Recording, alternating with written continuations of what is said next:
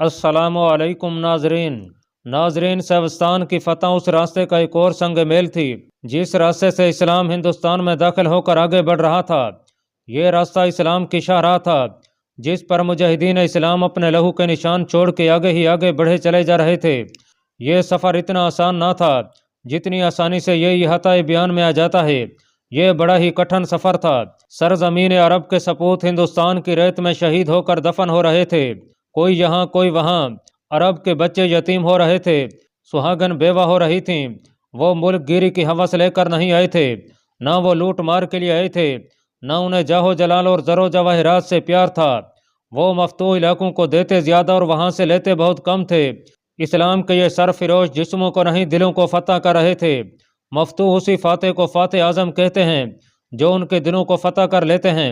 इन मुजाहिदीन का तो ये आलम था कि बनी नू इंसान के लिए रेशम और कम ख्वाब की तरह नर्म गुदाज थे, लेकिन राजा दहर जैसे इस्लाम दुश्मन और अय्यार बादशाहों के लिए सरापा फौलाद थे और आसमानी बिजलियों की तरह उसके लश्कर और उसकी शहनशयत पर गिरते थे।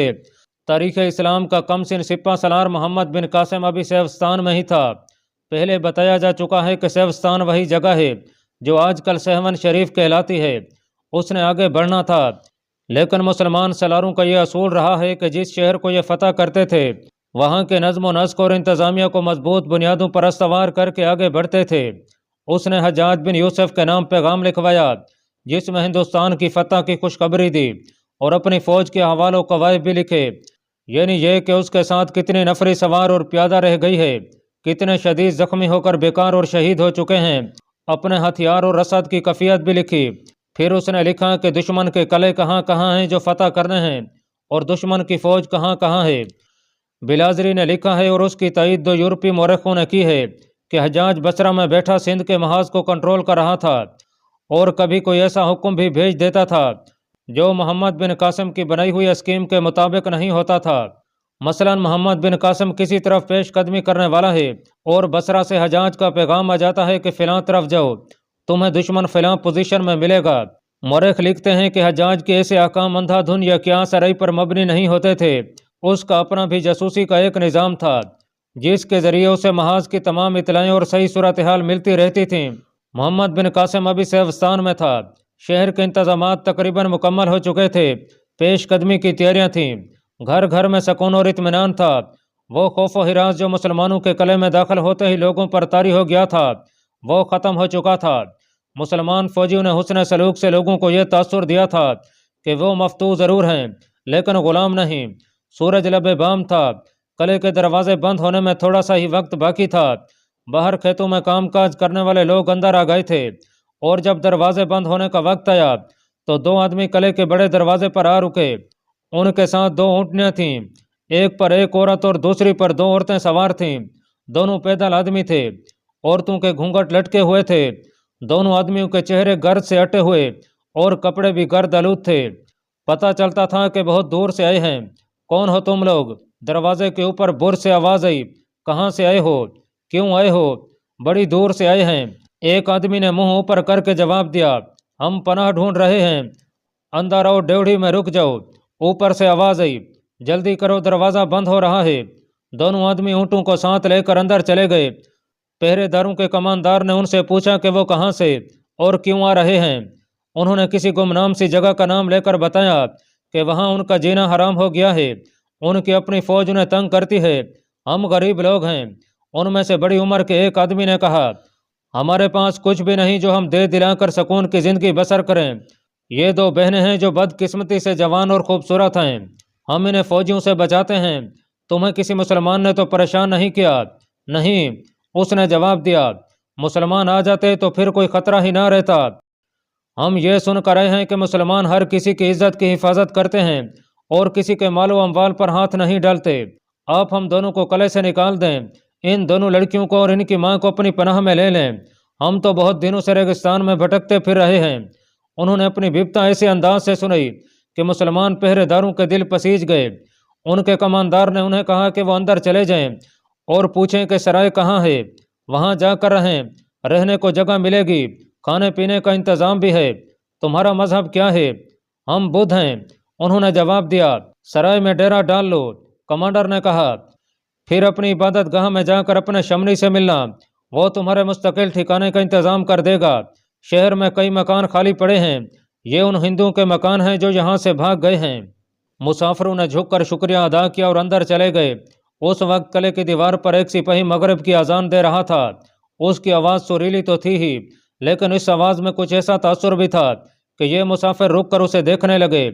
उन्होंने पहली बार अजान सुनी थी। उन्होंने ये भी देखा कि मुसलमानों की फौज मैदान में इकट्ठी हो रही थी और सिपाही सफ़ें बांध रहे थे।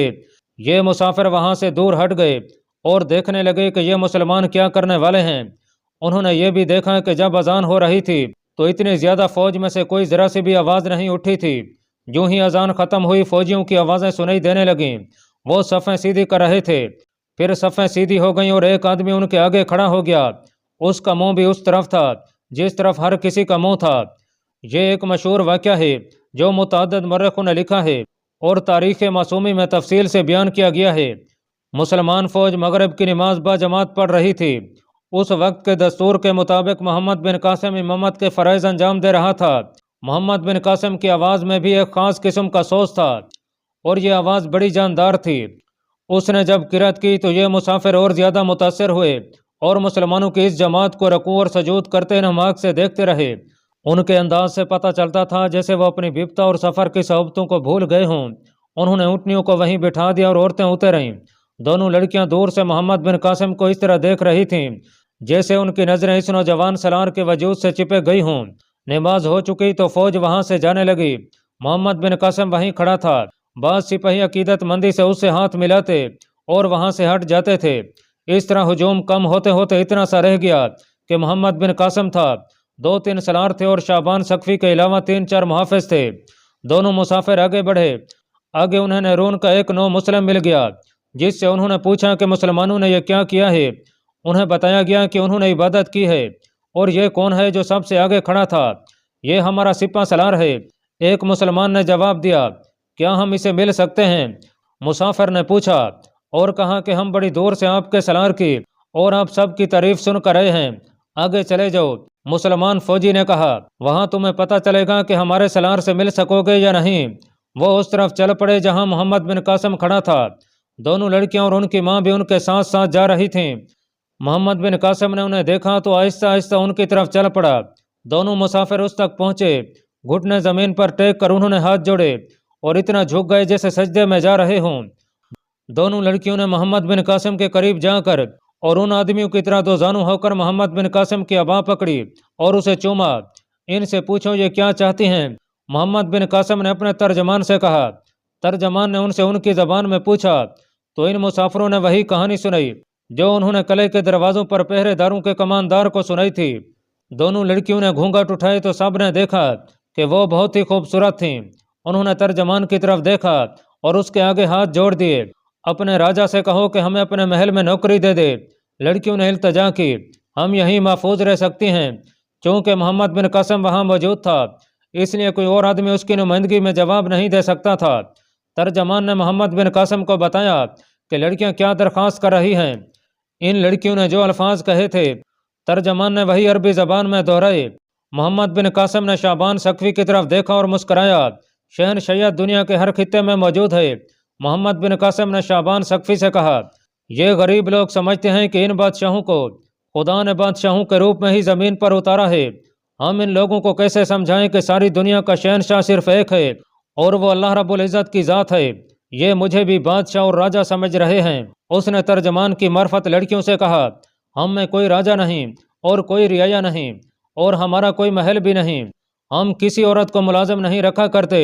हमारी ज़िंदगी मैदान जंग में गुजर जाती है। तुम अपने आदमियों के साथ सिराय में चली जाओ, वहाँ तुम्हारी इज़्ज़त महफूज रहेगी और तुम्हारी हर ज़रूरत पूरी होगी। हम आपसे कुछ नहीं लेंगे। एक लड़की ने कहा, हम आपकी खिदमत के लिए यहाँ लोंडियाँ बनकर रहना चाहती हैं। क्यों? मोहम्मद बिन कासिम ने मुस्कराते हुए पूछा, मैं तुम्हारा राजा या देवता तो नहीं, आप हमारे देवताओं से ज़्यादा ऊंचे और आला हैं। एक लड़की ने कहा, हमारे अपने मजहब के लोगों की नीयत हम पर ख़राब रहती है। हमें बताया गया था कि मुसलमानों के साए में औरतों की इज़्ज़त आबरू महफूज रहती है। मोहम्मद बिन कासिम उन्हें समझाने की कोशिश करता रहा कि वो किसी औरत को या कम अज़ कम इन जैसी खूबसूरत लड़कियों को अपने यहाँ मुलाजिम नहीं रखेगा। لیکن دونوں لڑکیاں ضد کرتی رہیں کہ وہ محمد بن قاسم کے ساتھ رہنا چاہتی ہیں۔ لڑکیاں بارہا کبھی محمد بن قاسم کا ہاتھ پکڑ کر چومتیں اور کبھی اس کی ابا کا دامن پکڑ کر اپنی آنکھوں سے لگا لیتیں۔ ان کے ساتھ جو آدمی تھے وہ بھی ان کے ساتھ شامل ہو گئے اور کہنے لگے کہ محمد بن قاسم ان لڑکیوں کو اپنے پاس رکھ لے۔ شعبہ جاسوسی کا سربراہ شعبان ثقفی الگ کھڑا بڑی غور سے ان لڑکیوں کو اور ان کے ساتھ آدمیوں کو اور بوڑھی عورت کو دیکھ رہا تھا۔ ان سب کے لباس اس علاقے کے غریب کسانوں جیسے تھے۔ محمد بن قاسم نے شعبان ثقفی کی طرف دیکھا۔ شعبان ثقفی آگے بڑھا، میرے ساتھ آؤ۔ اس نے دونوں لڑکیوں کو کندھوں پر ہاتھ رکھ کر کہا، میں انہیں ملازم رکھ لوں گا۔ لڑکیوں نے محمد بن قاسم کی طرف دیکھا تو اس نے مسکرا کر سر سے اشارہ کیا، جس کا مطلب یہ تھا کہ وہ اس کے ساتھ چلی جائیں۔ شعبان ثقفی نے بوڑھی عورت اور دونوں آدمیوں سے کہا کہ وہ بھی اس کے ساتھ چلیں۔ اس طرح وہ ان سب کو اپنے ساتھ لے گیا۔ شام گہری ہو چکی تھی، جگہ جگہ مشعلیں جل اٹھی تھیں۔ شعبان ثقفی انہیں ایک کمرے میں لے گیا، لڑکی کو اپنے ساتھ رکھا اور باقی جو ان کے ساتھ تھے انہیں باہر بٹھا دیا اور دروازہ بند کر لیا۔ کمرے میں 2-3 دیے جل رہے تھے۔ اس نے دونوں لڑکیوں کی اوڑھنیاں اتار دیں اور ان کے بالوں کو بڑی غور سے دیکھا۔ پھر دونوں کے ہاتھ اپنے ہاتھوں میں لے کر ان کی انگلیاں دیکھیں، بازو ننگے کر کے دیکھے، پھر ان کے جوتے اتروائے اور ان کے پاؤں دیکھے۔ تم نے ٹھیک سنا ہے کہ مسلمان عورتوں کی عزت کا خیال رکھتے ہیں۔ شعبان ثقفی نے انہیں کہا، یہاں تمہاری عزت محفوظ رہے گی۔ ہم تم جیسی عورتوں کو صرف قتل کیا کرتے ہیں، لیکن جس طریقے سے ہم قتل کرتے ہیں وہ بڑا ہی بھیانک ہے۔ اگر تم سچ بولو گی تو ایسی اذیت ناک موت سے بچ جاؤ گی، اور ہو سکتا ہے جس طرح تم آئے ہو اسی طرح ہم تمہیں عزت سے رخصت کر دیں۔ دونوں لڑکیوں نے تڑپ تڑپ کر پوچھنا شروع کر دیا کہ انہیں کس گناہ میں قتل کیا جائے گا۔ ان کا احتجاج کا طریقہ کچھ اور تھا۔ وہ شعبان ثقفی کے ساتھ لپٹ لپٹ جاتی تھیں۔ ان کا یہ انداز اشتعال انگیز تھا جسے شعبان ثقفی جیسا سراغ رساں اور جہاں دیدہ آدمی ہی سمجھ سکتا تھا کہ اس انداز میں مظلومیت اور بے گناہی نہ ہونے کے برابر تھی۔ اس نے ان کے بال، ہاتھوں، پاؤں اور بازو ننگے کر کے دیکھے تھے۔ یہ ہاتھ اور پاؤں اور یہ بال کسان عورتوں کے نہیں تھے، اور جس بے تکلفی سے ان لڑکیوں نے محمد بن قاسم کے ساتھ باتیں کی تھیں وہ پسماندہ اور جاہل کسان کی بیٹیوں والا نہیں تھا۔ وہ لوگ احمق ہیں جنہوں نے تمہیں یہاں بھیجا ہے۔ شعبان ثقفی نے ہنستے ہوئے کہا، انہوں نے یہ نہیں دیکھا کہ تم کسی غریب اور محنت و مشقت کرنے والے کسان کی بیٹیاں لگتی بھی ہو یا نہیں۔ خود ہی بتا دو کہ تمہارا یہاں آنے کا مقصد کیا ہے؟ کیا ہمارے سالار کو زہر دینا ہے یا صرف جاسوسی کرنا ہے؟ پیشتر اس کے کہ دونوں لڑکیاں اپنے رد عمل کا اظہار کرتیں۔ شعبان ثقفی نے ان دونوں میں سے ایک کو بازو سے پکڑ کر اپنے قریب کر لیا اور پھر اپنا بازو اس کی پیٹھ پیچھے کر کے اسے اپنے ساتھ یوں لگا لیا جیسے وہ اس لڑکی کے حسن اور اس کے پرکشش جسم کا گرویدہ ہو گیا ہو۔ بولو، اس نے بڑے پیار سے لڑکی سے پوچھا۔ میں چاہوں تو تمہیں اور تمہارے ساتھ کی لڑکی کو بھی شہزادیاں بنا کر یہاں رکھ سکتا ہوں، اور یہ بھی میرے ہاتھ میں ہے کہ تم دونوں کے ہاتھ باندھ کر گھوڑے کے پیچھے باندھ دوں اور گھوڑا سر پر دوڑا دوں۔ آپ کون ہیں؟ لڑکی نے اس سے پوچھا۔ کیا آپ بھی سالار ہیں؟ یہاں سب کچھ میں ہوں۔ شعبان ثقفی نے جواب دیا، میں جو پوچھ رہا ہوں تم اس کا جواب دو۔ لڑکی نے شعبان ثقفی کے بازو سے آزاد ہونے کی کوشش نہ کی، بلکہ اپنا ایک بازو اس کی کمر میں ڈال دیا اور ایسا انداز اختیار کر لیا جیسے لڑکی نے اپنے آپ کو اس کے سپرد کر دیا ہو۔ اچانک شعبان ثقفی نے اس لڑکی کو جھٹکے سے پرے ہٹا دیا اور دروازہ کھول کر دونوں آدمیوں کو اندر بلایا۔ وہ سمجھ گیا تھا کہ یہ لڑکیاں تربیت یافتہ بے حیا ہیں اور یہ یقیناً جاسوس ہیں۔ کیا تم لوگوں میں عقل کی اتنی کمی ہے؟ شعبان ثقفی نے ان سے پوچھا۔ کیا تم عرب کے لوگوں کو کم عقل سمجھتے ہو یا تم اس خوش فہمی میں مبتلا ہو کہ ہم یہاں کے لوگوں کے طور طریقے، رہن سہن وغیرہ کو نہیں سمجھتے؟ میں ہاتھ اور پاؤں دیکھ کر بتا سکتا ہوں کہ اس آدمی کا پیشہ کیا ہے۔ اتنا کہہ کر اس نے جھپٹا مار کر ایک آدمی کا ہاتھ پکڑا اور اس ہاتھ کو الٹا سیدھا کر کے دیکھا۔ تمہارے پورے خاندان میں کسی نے بھی کھیتی باڑی نہیں کی؟ شعبان ثقفی نے کہا۔ اب بتا دو کہ فوج میں تمہارا عہدہ کیا ہے؟ اگر آپ ہمیں خود اندر نہ بلاتے تو ہم خود ہی اندر آنے والے تھے، دوسرے آدمی نے کہا۔ اب اگر ہم بات کریں گے تو آپ کہیں گے کہ ہم سزا سے بچنے کے لیے اعتراف کر رہے ہیں۔ ہم دونوں نے فیصلہ کر لیا تھا کہ اندر آ کر آپ کو صاف بتا دیں گے کہ ہم بودھیر کے راجہ کاکا کے بھیجے ہوئے جاسوس ہیں۔ ہمیں اس قلعے سے بھاگے ہوئے وجے رائے نے تیار کیا تھا۔ دوسرے آدمی نے کہا، یہ دونوں لڑکیاں وجے رائے کے اپنے خاندان کی ہیں۔ کیا وجے رائے یہاں سے بھاگ کر سیسم پہنچ گیا ہے؟ شعبان ثقفی نے پوچھا۔ ہاں، اس آدمی نے جواب دیا، اسے راجہ کاکا نے پناہ دی ہے اور وہ دونوں آپ کے خلاف جنگی تیاریاں کر رہے ہیں۔ محمد بن قاسم کو اس علاقے اور راجہ دہر کی فوج کے متعلق جو اہم معلومات ملی تھیں ان میں ایک یہ بھی تھی کہ दाहर की फौज की ज़्यादातर कमान उसके अपने बेटों और भतीजों के हाथ में है। उनमें एक जय सिन्हा था जो उसका अपना बेटा था और दूसरा विजय राय था जो सेवस्तान भाग गया था। मोहम्मद बिन कासिम की यह कोशिश थी कि उन दोनों को गिरफ्तार या हलाक कर दिया जाए तो राजा दाहर की फौज काफ़ी कमज़ोर हो सकती है, इसलिए वो विजय राय के ताक़ुब की सोच रहा था। सेवस्तान से आगे मोहम्मद बिन कासिम का टारगेट सीसम का कला था जो रियासत बोधीर का पाया तख्त था। वहाँ का राजा काका था जो बुद्ध मत का पैरोकार था। यह रियासत कहने को तो आज़ाद थी, लेकिन राजा दाहर ने इसे अपने पाँव के नीचे रखा हुआ था और काका को यह लालच दे रखा था कि उस पर किसी दुश्मन ने हमला किया तो वो उसे फौज की मदद देकर बचा लेगा। ये बड़ी अच्छी इतलात थीं जो इन जासूसों ने शाबान सक्फी को दी थीं। कीमती इसलिए कि मोहम्मद बिन कासिम को इतला मिली थी कि सीसम को इतना मजबूत कला नहीं। इसके अलावा वहाँ का राजा बुद्ध है, चूँकि बुद्ध खून रेजी को गुनाह समझते हैं, इसलिए मोहम्मद बिन कासिम को तवक्को थी कि जिस तरह पहले बुद्ध हाकिम उसकी इताअत कबूल कर चुके थे उसी तरह काका भी उसका इस्तकबाल दोस्तों की तरह करेगा। लेकिन इन जासूसों के कहने के मुताबिक वहाँ सूरत हाल बिल्कुल मुख्तलिफ थी। सोचने वाली बात यह थी कि ये जासूस किस हद तक सच बोल रहे थे। ये धोखा भी हो सकता था और यह भी हो सकता था कि उन्हें इसी मकसद के लिए भेजा गया हो कि सेवस्तान जाकर ऐसी अदाकारी करो कि तुम पर जासूसी का शक किया जाए और फौरन तस्लीम कर लो कि तुम जासूस हो और अपनी जान बचाने के लिए यह खबर दो कि विजय राय सीसम में पनाह लिए हुए है और राजा काका के साथ मिलकर जवाबी हमले की तैयारी कर रहा है। हम जानते हैं कि आप हमें छोड़ेंगे नहीं। उन दो आदमियों में से एक ने कहा, हमारा जुर्म ही कुछ ऐसा है जिसका एतराफ़ करके हमने अपनी गर्दनें आपकी तलवारों के नीचे रख दी हैं। हम आपको यकीन नहीं दिला सकते कि हमारे एतराफ़ का जो बहस बना है वो किस हद तक सच है। तुम दोनों अक्लमंद आदमी मालूम होते हो, शाबान सक्फी ने कहा, और मैं तुम्हें यह बताना ज़रूरी समझता हूँ कि मैं उन आदमियों में से हूँ जो तुम जैसे जासूसों को तैयार करता है। तुम झूठ बोलो, मैं तुम्हें बता दूंगा कि यह झूठ है या सच। क्या तुम मुझे बता सकते हो कि अपनी जान बचाने के सिवा और क्या वजह है कि तुमने अपनी असलियत बेनकाब कर दी है? हमने पहली बार मुसलमानों की इबादत देखी है, एक ने कहा। अजान पहली बार सुनी है। इससे पहले हमें ज़बानी बताया गया था कि मुसलमान अजान देते हैं और नमाज पढ़ते हैं, लेकिन यह आवाज़ पहली बार सुनी और यह नमाज पहली बार देखी। हमने बुद्धों को इबादत करते देखा है, अपने मंदिरों में जाकर खुद भी इबादत की है। हम हिंदू हैं और हमारा ताल्लुक चिना कौम से है। हमारी इबादत में वो बात नहीं जो हमने आज आपकी इबादत में देखी है। हम पर ऐसा असर हुआ है जो हम शायद अल्फाज में बयान ना कर सकें। मैं इतनी लंबी चौड़ी दास्तान नहीं सुनूंगा, शाबान सक्फी ने कहा। मुझे सिर्फ ये बताओ कि तुम्हारा यहाँ आने का मकसद क्या था? हमारा मकसद सिर्फ ये देखना था कि आप यहाँ से किस तरफ पेशकदमी करेंगे, जासूस ने कहा। यह भी देखना था कि आपकी फ़ौज की नफरी कितनी है और यह भी कि आपको कुमक और रसद मिल रही है या नहीं। अगर मिल रही है तो किस रास्ते से आती है। हम आपसे रहम की इल्तिजा नहीं करेंगे, एक जासूस ने कहा, लेकिन हम चाहते हैं कि हमारी तरफ से एक पैगाम राजा काका और विजय राय को पहुंच जाए। हम उन्हें यह कहना चाहते हैं कि तुम उस कौम के मुकाबले में नहीं जम सकोगे जिसकी इबादत इत्तेहाद और साफ बंदी का सबक देती है और जो एक इमाम की पैरवी में झुकती सजदे करती और उठती है। मौरखों ने लिखा है कि हिंदुओं का ये जासूस मुसलमान फौज की बाजमात नमाज से इतने मुतासर हुए थे कि उन्होंने फैसला कर लिया था कि वापस चले जाएंगे और अपने हकमों से कहेंगे कि वो मुसलमानों की फतह का राज ले आए हैं और वो राज उनका नज़्म नस्क और एक इमाम की पैरवी है। इन जासूसों ने मुसलमानों की फतह का दूसरा राज ये पाया था कि उनका सलार जो नौजवानी के आलम में था इतनी हसीन लड़कियों को ठुकरा रहा था।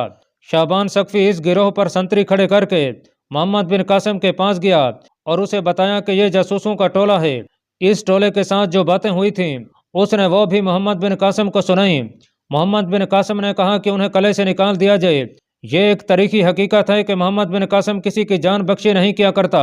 दुश्मन के लिए वो सरापा कहर था, लेकिन उसने कुछ सोच कर उन जासूसों की जान बख्शी कर दी। हमारे सिपा सलार ने हुक्म दिया है कि तुम्हें जिंदा और सलामत वापस भेज दिया जाए।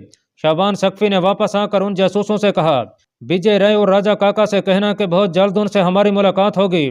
हम उन्हें मंजीकों के पत्थरों से और तीरों से कले के अंदर अपना सलाम पहुंचाएंगे। आधी रात का वक्त था जब कले का दरवाज़ा खोलकर इस टोले को बाहर निकाल दिया गया। अल्लाह पाक कमी बेशी माफ़ फरमाए। अल्लाह आपका हामी और नासिर हो, आमीन।